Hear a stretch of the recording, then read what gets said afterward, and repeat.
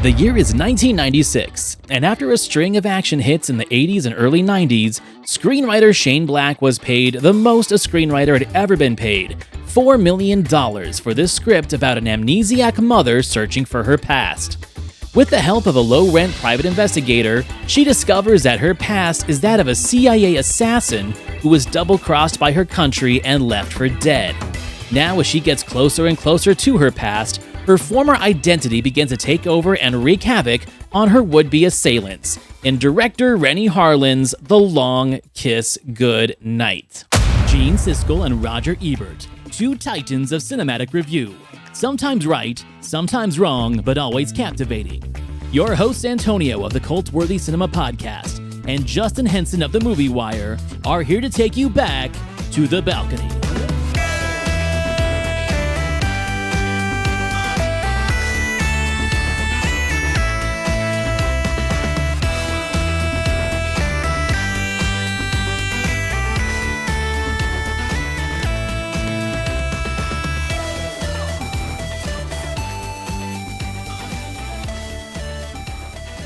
This is a Christmas movie for me, right? Just like the debate of, is Die Hard a Christmas movie? Yes, it is.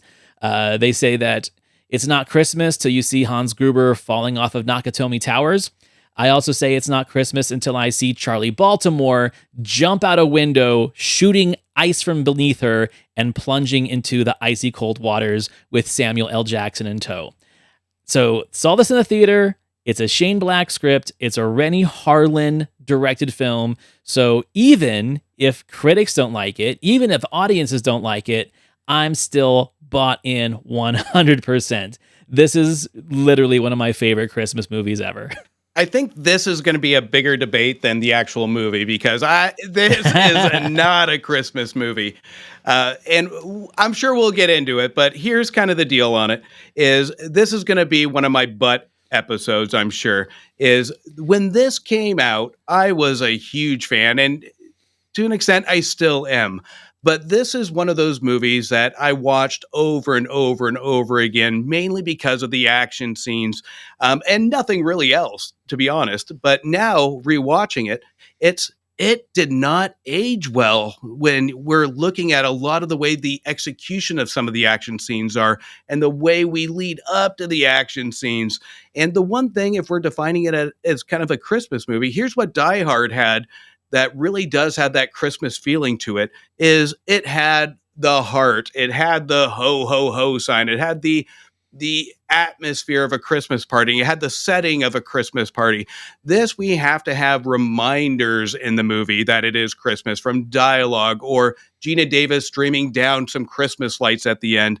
It's not a consistent motif of Christmas as we get into it. So to me, this doesn't scream Christmas unless the characters told me the setting was Christmas. But at the same time, I don't hate this movie. I actually do enjoy it because mainly it's a unique choice for Geena Davis and it's a great performance by Samuel L. Jackson. So this is where I think we're treading in very delicate waters here because this is a Shane Black script, and like 99% of Shane Black scripts are set during Christmas. Lethal Weapon is, this is, Iron Man 3, The Nice Guys, Kiss Kiss Bang Bang. The dude just loves Christmas. So he might have created like this paradox, right?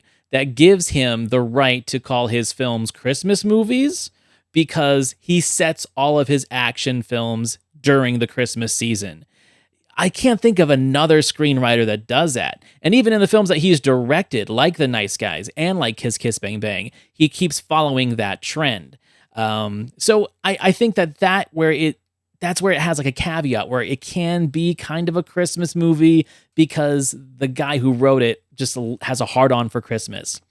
I mean, you got Geena Davis dressed up as Mrs. Santa Claus too, right? Like there's a lot to it. I get it. It's all nuance, right? There's going to be people who say that Die Hard isn't a Christmas movie either, or that Gremlins isn't a Christmas movie. It's a Christmas movie. But that's just the way I'm starting off this conversation. It really has nothing to do with Christmas. It's just a perennial favorite for me because it is of the season, and it is of this 90s. I'm almost going to say this might be like the peak of the ridiculous 90s action where once The Matrix came along, it kind of changed our idea of what action could look like, right? Everything had to have slow motion and bullet time and special effects and all that nonsense, which we loved when it came out and then we got super sick of in the 2000s. This was kind of like one of the last true to form, full on high octane action films of the 90s.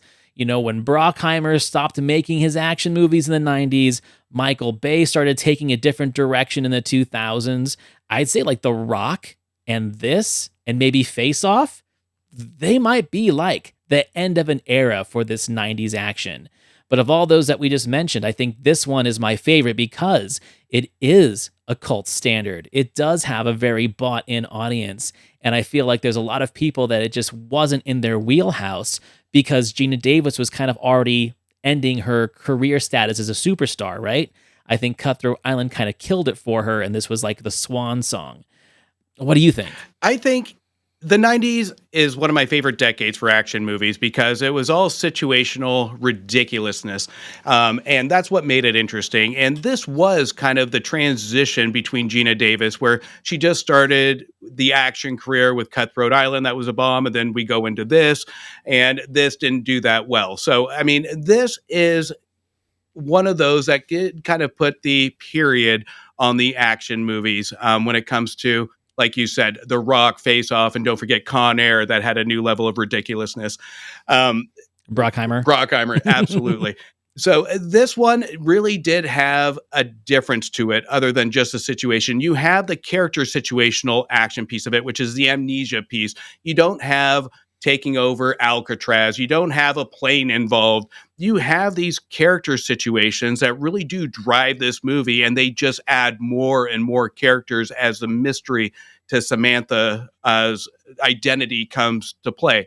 So that's what makes this more interesting. And I think this is a proper way to almost end a decade where we don't go into that cliche period of putting our characters in situational aspects, but putting our characters' mentality into these situational aspects and really drive these characters to find the identity of who they are, to drive where this story is going to go. And that's where I really did appreciate this movie. Is there is cliches, but they're subtle cliches. And right when you think you're going to get into an actual cliche, the filmmakers pull back on it, and they really just focus on the focal point of the pure action and the performances and the chemistry. And that's what makes this and separates this at the end of an era of where the 90s went. Yeah, well, I mean, it's also essentially a Born Identity ripoff, right? It's just with a female instead. If you had a male in this role, it's the Born Identity, and I think that's what they were trying to avoid.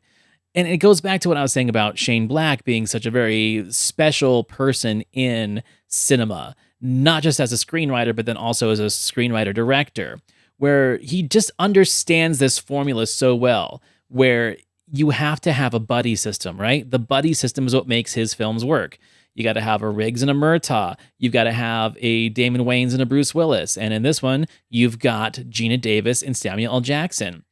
It's funny, too, because Sam Jackson still wasn't like Sam Jackson yet. He was still second banana in all the movies that he was in up to this point. But second banana isn't bad when you're in that kind of role. You know, Pulp Fiction, this, Die Hard with a Vengeance. It's just where his wheelhouse was at the moment. We weren't watching Samuel L. Jackson-led films quite yet. And it showed that we were really sleeping on this talented actor when you look at everything he did from like the early 90s up until he started getting his own leading roles in films. Because they just knew how to use him, and Shane Black knew how to write for him. And I feel that Renny Harlin knew how to direct him too, because he even went back and did Deep Blue Sea with him a few years later. Like, he just kind of knew how to use this guy in this role. Now let's talk about Geena Davis in depth for a second. Like, I feel like Geena Davis doesn't get enough credit for really kind of being the matriarch of action cinema for females. Like, we did have Cynthia Rothrock's in the 90s, right? We had Kathy Longs. We had like these MMA fighters or martial arts women doing action films. But when it came to like a prestige actress turning from comedies and dramas into an action star, I feel that Geena Davis really paved the way for performers like Mia Jovovich, right? And then we see Scarlett Johansson take those, and Sigourney Weaver even. She did bring a lot of action to her roles with the Alien movies, but I felt that was just confined to the Alien movie. She didn't do a lot of action films apart from that. In fact, she's very anti-violence. The Alien movies are where she kind of like took a sidestep and really focused on that character. I think that Geena Davis really just doesn't get enough credit for really kind of bringing the female-led action film to the mainstream. We saw so much of it in the 2000s. And even though this wasn't necessarily a bomb, it did make its money back, but it's not enough to be a hit. It's recognizable. I think people who haven't even seen the film recognize Charlie Baltimore's platinum blonde bob cut and the guns and stuff like that. I think that is a very defining point of cinema of the 90s, is her leading this.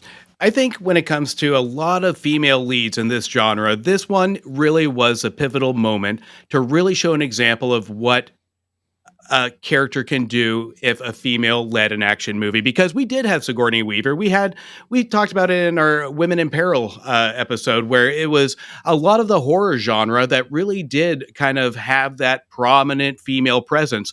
Here, Geena Davis started with Cutthroat Island, went to this film, and really did pave the way, as you said, to what somebody we don't expect to test their range with, because we had a little taste of it from Thelma and Louise when it comes to a very dramatic piece of it, when it comes to how to present the female as an alpha, as a prominent hero. Here we get it in physical form, where you go to that nice, sweet Samantha, household wife that turns into the person that she didn't think she could be, and that is this alpha killer.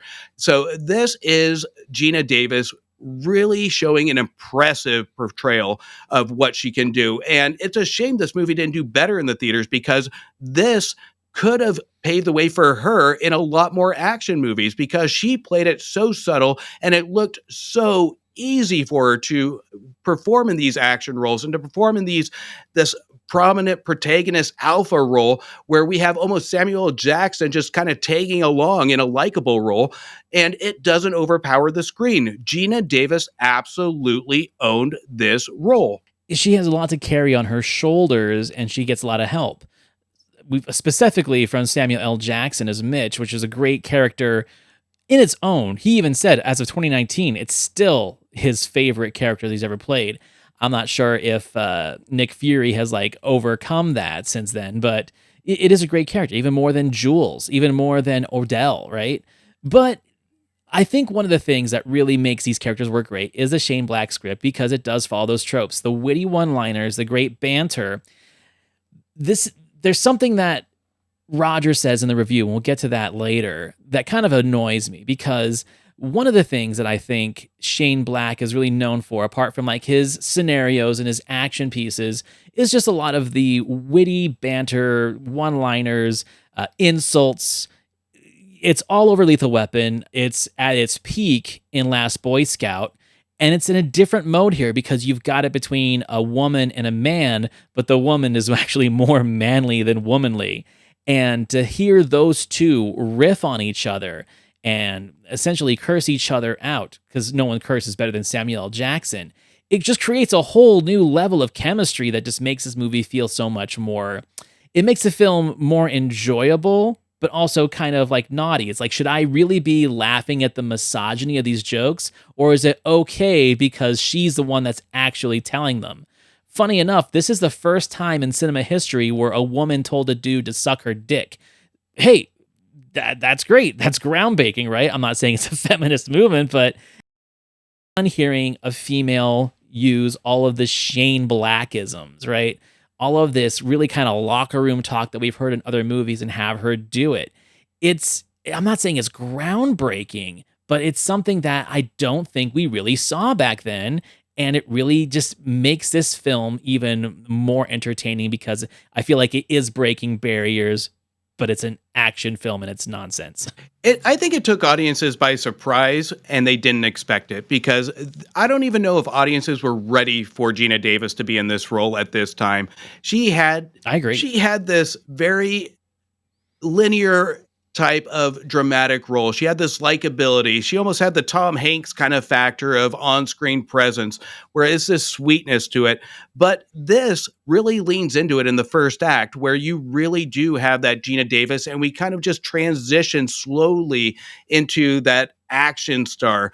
But this really does show how good of an actress Geena Davis is and how wide her range is, because this one, she, like I said, goes all in on it. And it's one thing to be an action star, but it's a second thing to maintain chemistry and work multiple personas while doing it. And that's where the real talent is.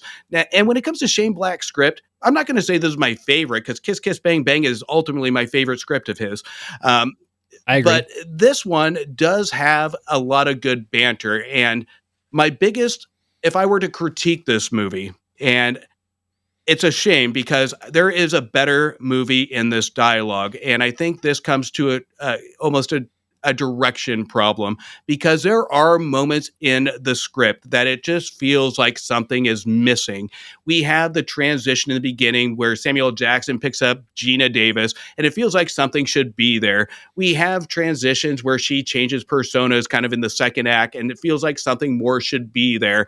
And I think that's where it really misses on the direction piece of it, of Renny Harlin, is he didn't lean into this chemistry by really tapping into these two to really amplify where this movie can go.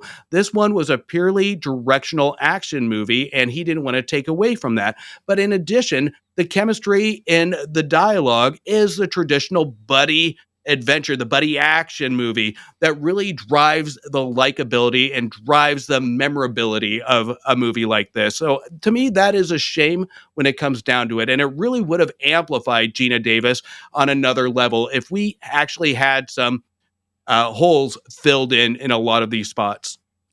Brian Cox.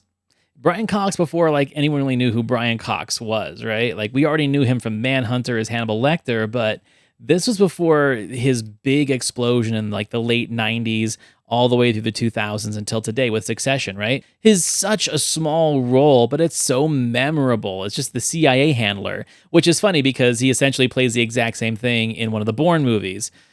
He just has the face for it and the delivery for it. But I think that this might be like my hot take on the movie. It just reminds me how much we missed an opportunity of a movie star with Craig Bierko.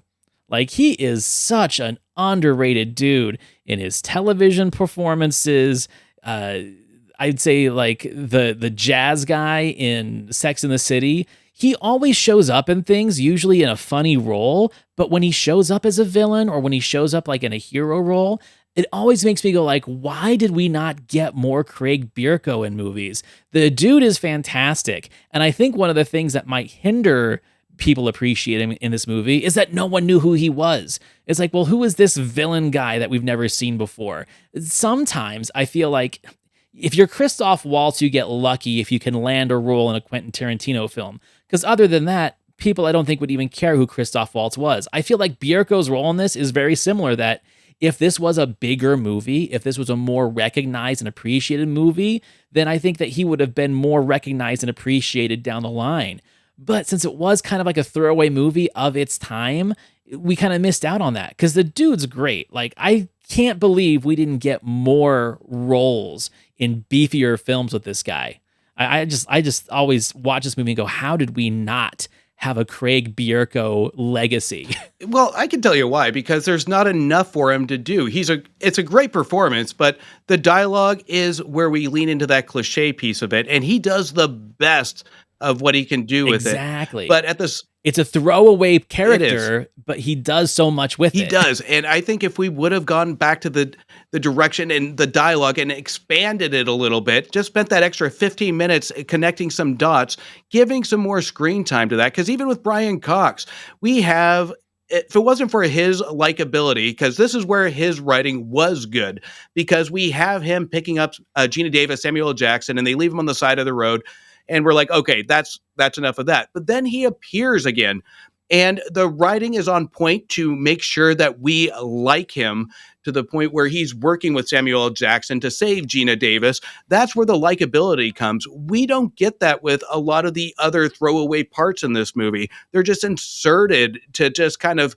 close out the story or to move the story along. And that's a shame, because this really is full of a lot of great supporting cast. I love that you said that, because it does kind of echo one of the things that one of our critics says. But I think my biggest issue with this movie is that there's just too much movie. There's a lot of padding. There's a lot of stuff that doesn't need to be there. It's 2 hours long. It doesn't feel like 2 hours to me, but you can tell where there is stuff that is really just there to maybe stretch the screen time or maybe fix some pacing issues. I know test audiences didn't like a lot of the things in it and they got left on the cutting room floor. They had to put inserts in, and maybe that's what I'm feeling from it. But yeah, there are a lot of unnecessary characters. There are a lot of unnecessary moments between them, and it does create some inconsistencies in the story's flow.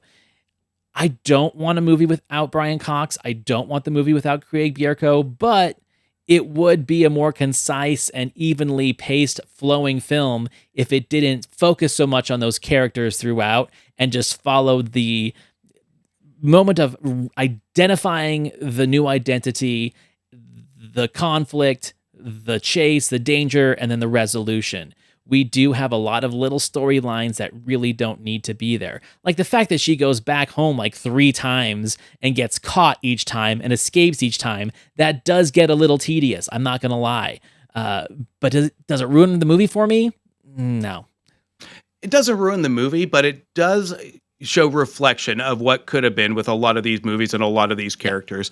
And I think it does have some pacing issues because of that. It does have a lot of pacing issues when it comes to the action scenes that seem to go a little too long. I mean, we have the huge marketing action scene of Geena Davis shooting the ice below her that just seems to have like 4 or 5 edits in 10 seconds of them just going down to the bottom, which could have been just cut to one singular shot.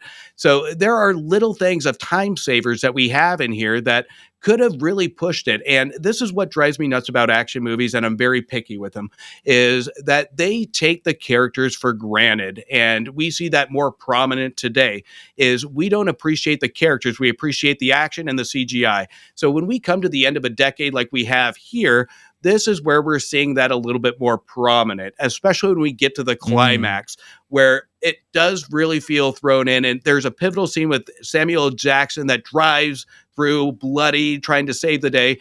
That is the moment that I think saves the climax, because it goes back to the character's intent. It goes back to these characters driving the story, not the action. And I think the action actually does drive the movie down a little bit, because we do get some prolonged scenes that just really could have been shortened. And like you said, the additional storylines that add to more additional action scenes that just become a little too complex when it comes to how we're executing the action. It's like an excuse for just to have another action scene. Let's throw in this character and that'll be a shootout. So that is my biggest nitpick with this movie, is that it just prolongs the action scenes. Well, you nailed it right on the head, because that was like gonna be my next point. That is such a trope of the 90s, where I feel when we had producers like Brockheimer or Joe Silver really just kind of building this empire of action and throttle movies, right? There seemed to be this formula they had where you had to have X amount of numbers of action scenes. Just like if it was an erotic thriller, you had to have X amount of sex scenes that made no sense whatsoever. They just had to be there. Joe Esterhaas, perfect example. Basic Instinct, Sliver, Jade. There's good movies in there, but I feel that they're thwarted by just unnecessary sex scenes because we need a sex scene in our erotic thriller. Action movies were the same way back then. I think that is something that we learned after The Matrix and in through the 2000s, where audiences just didn't have to have that anymore. We could actually have a movie. We could have an action movie with just one big action scene. and then the rest of it was just storytelling, and we were fine with it. I think it took them the 90s of excess action, excess sex, to really learn their lesson of what audiences actually wanted. That we didn't need a 2-hour action movie. An hour 20 is fine. An hour 30 is fine. And I think the Hong Kong action movies kind of helped with that, but also once we got Tarantino in there, once we got some other like auteurish kind of throwback writers and directors in there that knew the economy of storytelling, we didn't have to have these elaborate and masturbatory action scenes anymore. That is until John Wick. I mean, that one is just boom, boom, boom, boom, and it's hypnotic action scenes that really does have my curse of falling asleep during it, because action is just so overly done, and it drives me nuts. Because even if we go back to Shane Black's basic Lethal Weapon, this was a character-driven action movie. It was characters first, action second. And that's what really sucks about action movies nowadays, is because it's never character first. It's character last and everything else before it. And that's what really does pull back from movies and action movies going to theaters now. We don't see a lot of that anymore unless it's, again, the Marvel movies or anything like that. So action movies are being damaged by not going back to bare bones basic of character driven first. I would agree with that. And I'm gonna blame one movie in particular, and this might get me in trouble, but I think that The Raid Redemption, is the movie that is responsible for all of this. It essentially was a 90-minute long nonstop action movie, which made it kind of like a tchotchke. It kind of made it something that was different than what we were used to. And of course, Hollywood's going to jump on that and start emulating that formula. And now we've got nothing but that when it comes to action movies. I think that we're going to have a major shift in the next few years. I think we're going to see people like, okay, we had our decade of that. Now let's do something different, right? I'm almost excited to go back and see like the old school. I don't know. It would be fun to see the old kind of action movies where there's just like an action scene at the beginning and one at the end. And then everything else in the middle is exposition and drama and storytelling and character building. And we sign up for the beginning, we sign up for the end. Very much like the Clint Eastwood movies of back in the day, right? We don't need nonstop action. Or even The Nice Guys. That was a fantastic movie, and I think that was the last of its kind that we've seen since. Yeah, maybe. Yeah, I'm gonna have to like stretch my brain on that one, but yeah, I agree. But then again, it took Shane Black 30 years to kind of learn how to perfect that formula. Kind of works. Even his Iron Man movie had barely any action in it, dude. Like Iron Man 3 is like, I think everyone was expecting like nonstop Marvel action, and essentially he made like a buddy cop movie with Iron Man. It was a really interesting technique on it, and they didn't give him another shot after that. Understandably, but the only thing good about that movie was the relationship between him and the kid. Yeah, I thought that was great. It was completely Shane Black.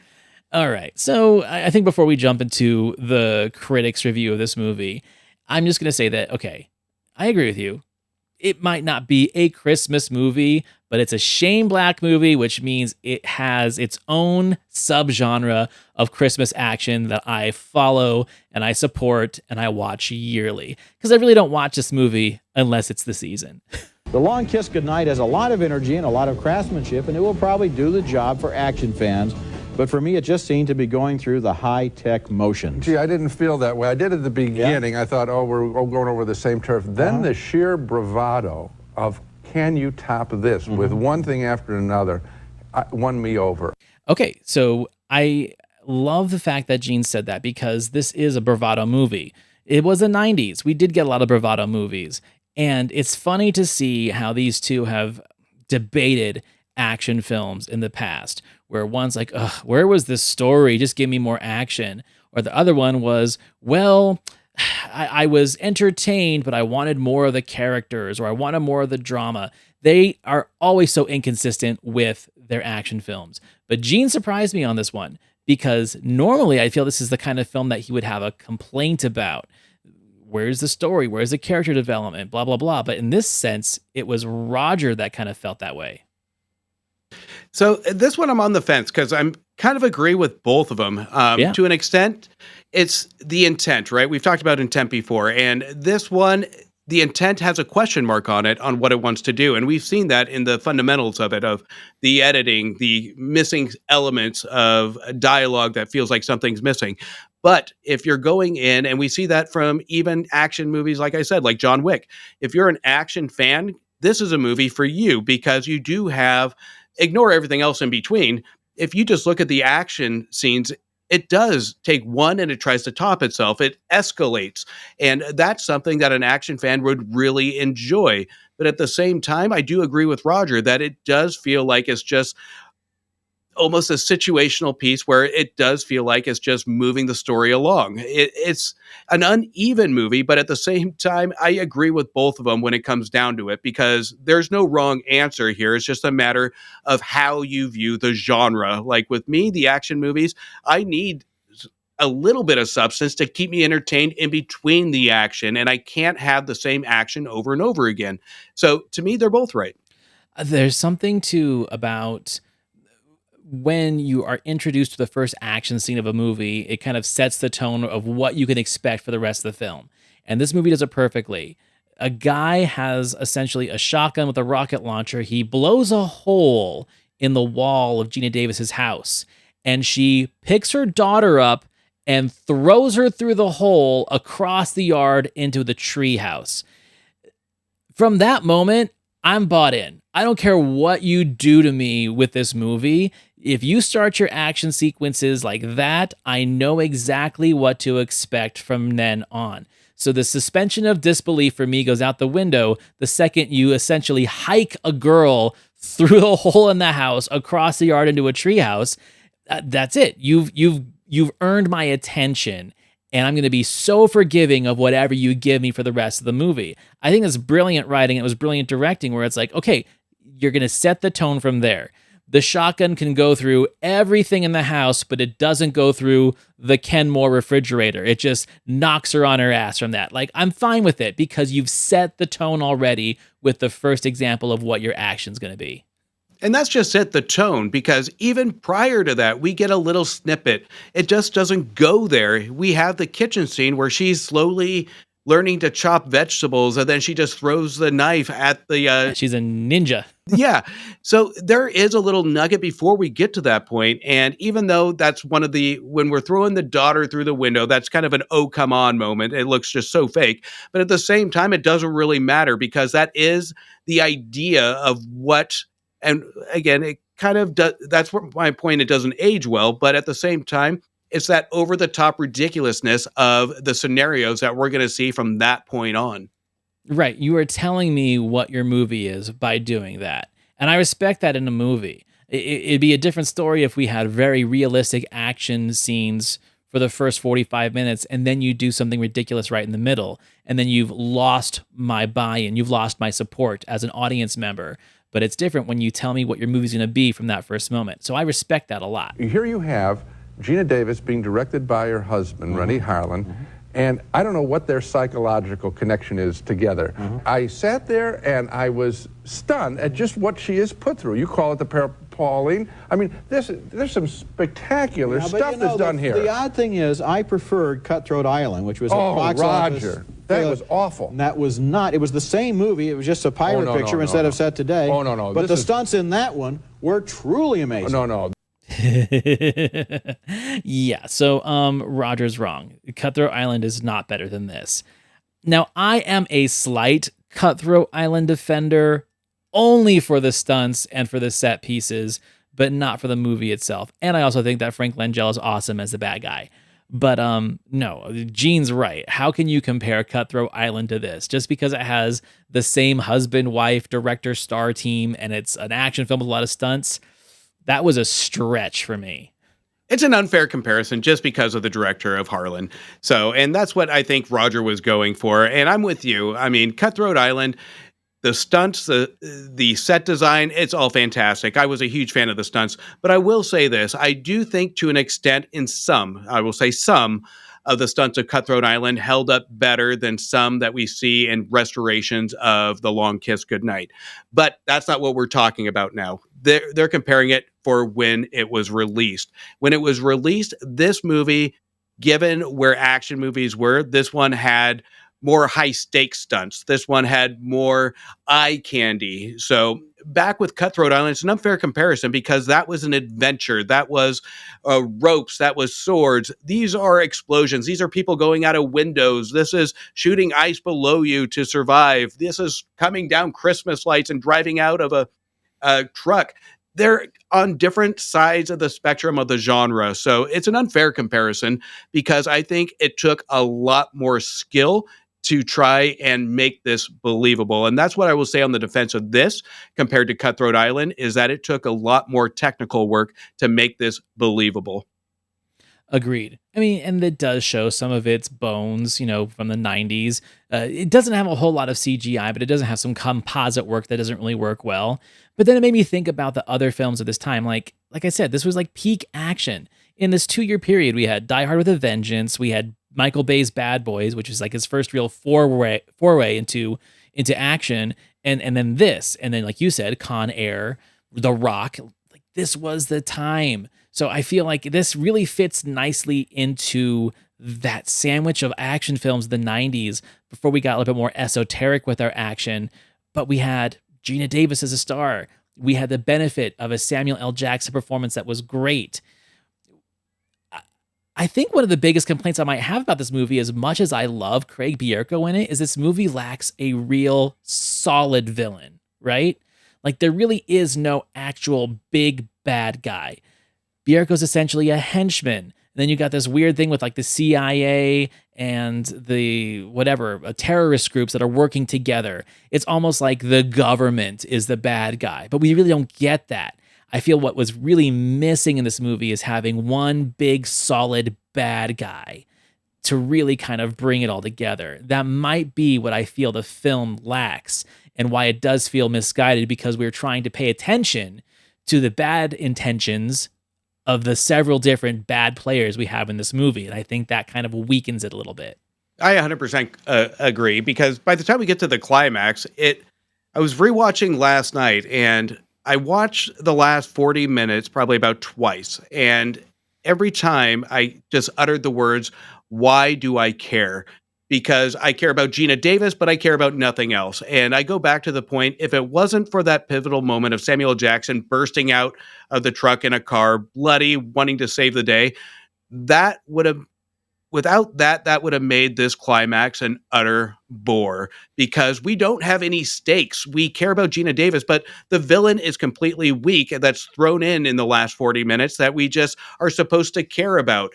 Right before that, we get a great scene where they're moving calls around to show that they're in a hotel. And it's a great scene to really put a cap on Geena Davis and Samuel L. Jackson, but it really doesn't show anything after that of why we should care about the outcome of these two, because there's really no villain to hold the glue to put these two together. It's just a scenario of action, and that's what the film really banks on. I think this movie would have really crescendoed to something special if we just had a singular villain, one conflict, and had these characters grow from there, that we've seen from Black's previous work like Lethal Weapon. So that's where I think it just tries to do too much.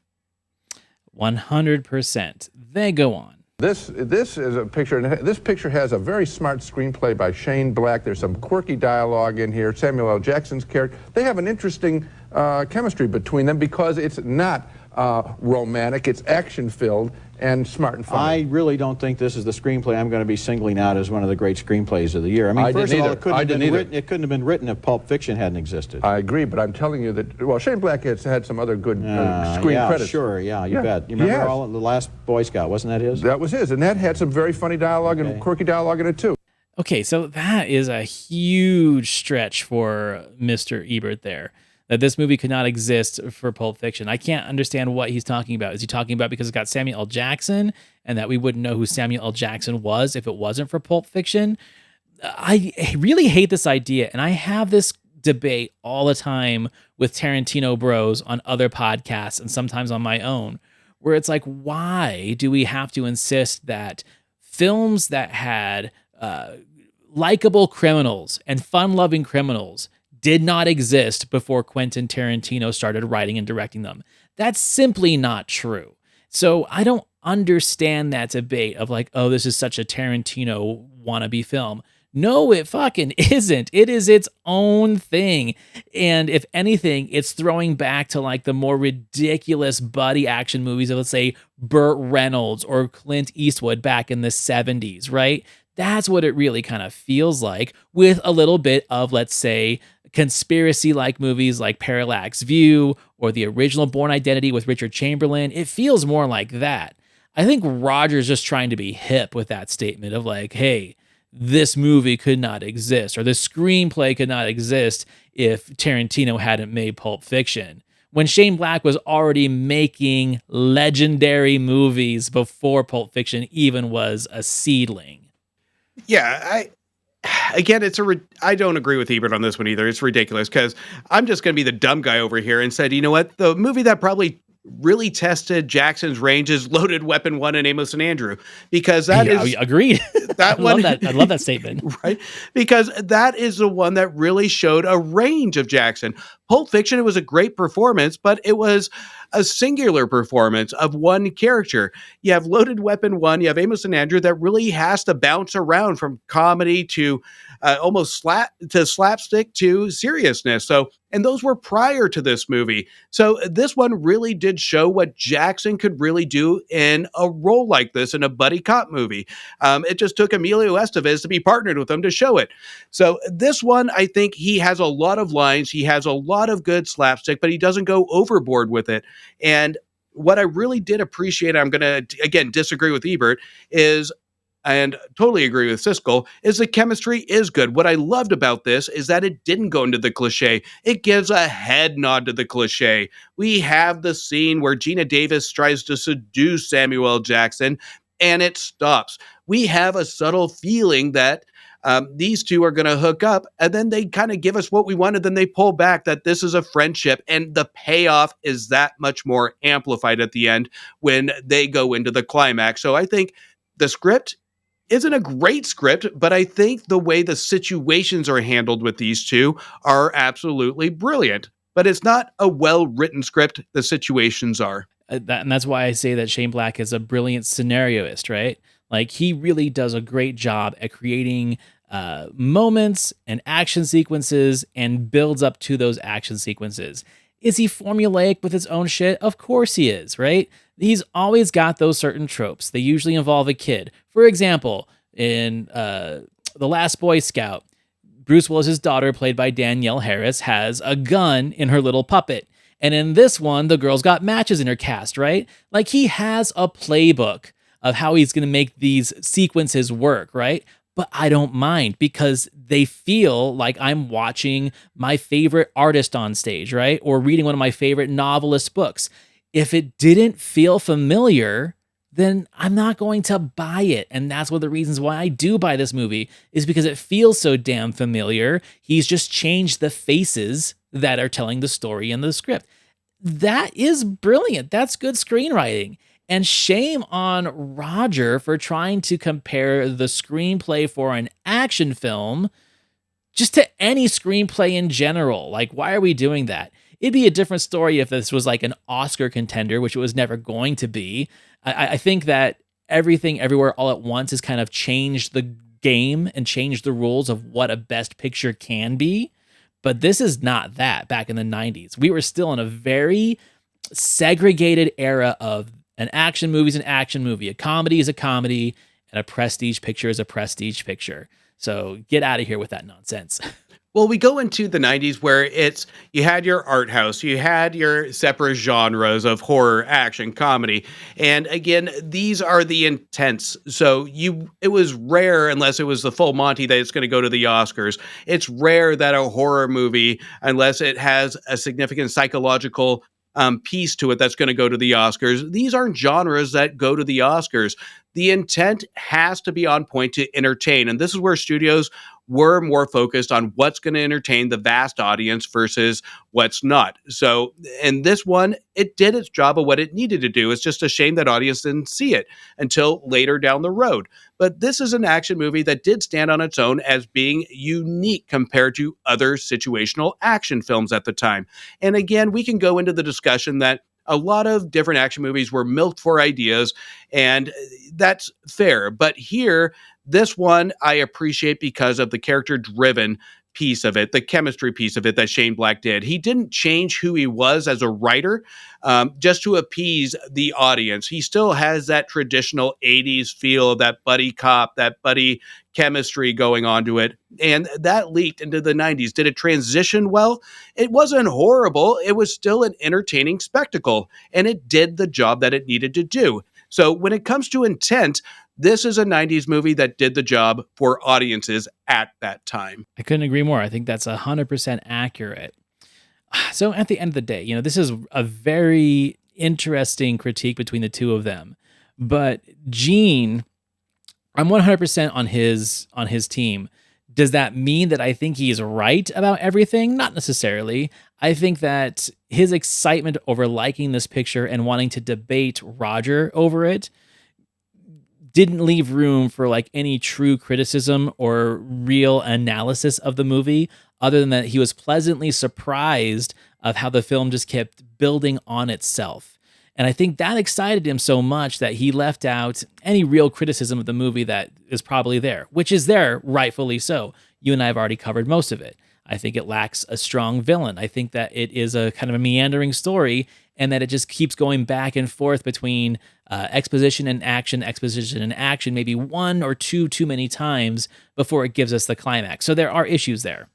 So that being said, I think that I'm not going to get too excited with the fact that he liked a movie that I liked and be real about how I really feel about this critique. And I'm going to give him a solid B.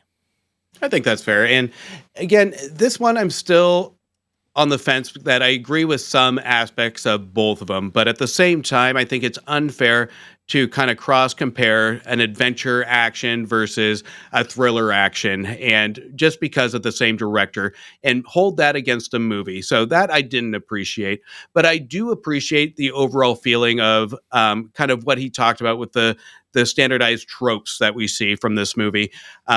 He didn't hate this movie. He gave it 2.5 stars in his review, and it was a little bit more detailed, but at the same time, he missed the intent. And what I really thought was odd about this review is it was almost felt like a lazy review where he threw out details of the movie, the director, and gave a reason why based on the details of the director, instead of giving more specific examples of what this movie could have done or why it didn't work in specifics. So to me, his tone and overall delivery was just kind of lazy. So to me, this isn't his strongest review. I'm going to give it 1.5 stars. Yeah, it's not good at all for me. And the fact that he just, had the gall to say that Pulp Fiction was in the same ballpark as this, and the script like this could not be written if it wasn't for Pulp Fiction, that's just nonsense. I really don't understand where he pulled that from. And I love that Gene corrected him, because at first he's like, yeah, wait, no, what did you just say? Like, he doubled down on that. And I'm glad he did that, because he saw too that it was not a fair comparison.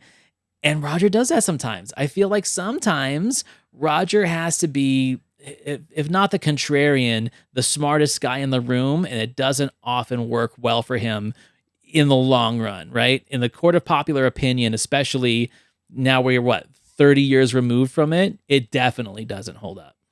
It really doesn't. And that's where you can really find the holes in Roger, is when he starts spouting facts or name dropping comparisons about the director in his previous works. That's where you know the review isn't going to go in the fairness of the direction of where it needs to go. And we've seen that in several episodes now, where he calls back a story that a film exhibition has told him, or one time I was talking to a famous filmmaker and he said this. Is like, okay, but what does that really have to do with the critique of this movie? Was it good or was it not? Was it good? Was it not? Did you have fun? Did you not?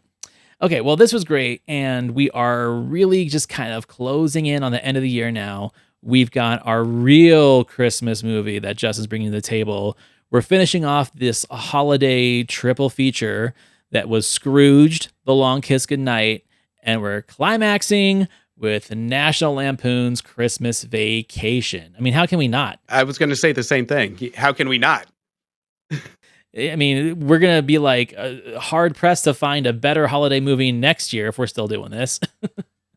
Pretty much pumped all of them into this first season, I swear, but there's plenty. We got Home Alones. We got all those too. So who knows? But yeah, let's get Christmas Vacation out of the way, because I feel we will just sorely regret if we don't, and we'll just be pining for it all next year. So yes, that is how we're going to finish off the holiday season, and then we will have our New Year's special, and then on to season 2. So everyone, thank you for listening, watching. Please rate, review, 5 stars, all that great stuff. And do not forget that we want your suggestions for episodes for season 2. I'm not sure if I told you yet, Justin, but we got 2 suggestions from the Discord group that I'm part of. We got a suggestion for The Thing, John Carpenter's The Thing. People want to see us cover that, so we'll definitely do that. And then we got a suggestion for Ernest Goes to Camp. So that's going to be a fun one, because it's been sitting on my shelf and I have not watched it in years. I remember both of the Siskel and Ebert episodes of this, and I almost put Ernest Goes to Camp on my list. So I'm excited for that one. So look forward to that in our next season in 2025. Thank you. Please follow me at the Cultworthy Cinema Podcast. You can find all my stuff on thecultworthy.com, and you can follow Justin over at themoviewire.com. Thank you for listening, and I will see you next week. See you next week.